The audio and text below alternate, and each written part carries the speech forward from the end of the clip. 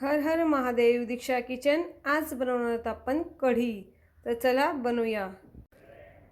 आपण बनवणार आहोत कढी. त्यासाठी मी साहित्य घेतलं आहे. मोहरी घेतले, थोडंसं हिंग घेतलं आहे, धणे घेतले, शेंगदाणे घेतले, हिरव्या मिरच्या घेतल्या आहे, फोडणीला थोडंसं जिरं घेतलं आहे, लसूण घेतलं आहे, कढीपत्ता घेतला आहे आणि दही घेतलं मी 1 वाटीभर आणि 2 स्पून बेसन पीठ घेतलं आहे. चला तर हे मिक्सरमध्ये बारीक करून घेऊ. धणे, शेंगदाणे ॲड करते, हिरव्या मिरच्या, लसूण हे मिक्सरमधून बारीक फिरवून घेऊया. हे असं झालं मी त्यात थोडंसं पाणी ॲड करते आणि परत फिरवून घेऊया.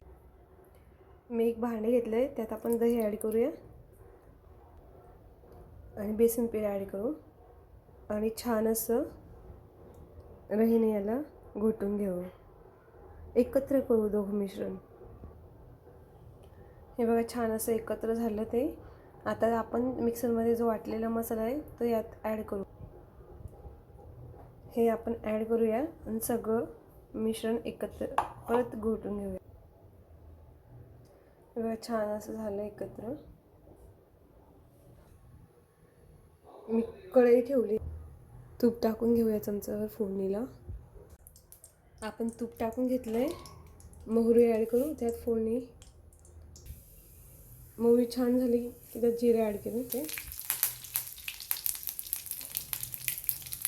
थोडंसं हिंग घालते आणि आपण केलेलं मिश्रण एकत्र ते ॲड करूया. पाणी ॲड करूया त्यात बाउलमध्ये. थोडंसं तुम्हाला घट्ट असेल तेवढी घट्ट पाहिजे तेवढी घ्या, पातळ पाहिजे असेल तर पातळ घ्या.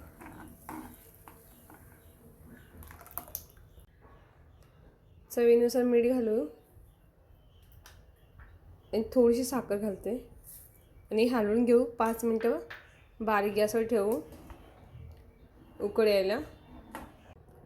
हे बघा छान असं आपली झालेले उकळ आलेलं आहे. आपण त्यात थोडीशी कोथिंबीर ॲड करते. हलवून घेऊ. गॅस बंद करूया. आपली कढी रेडी झाली आहे.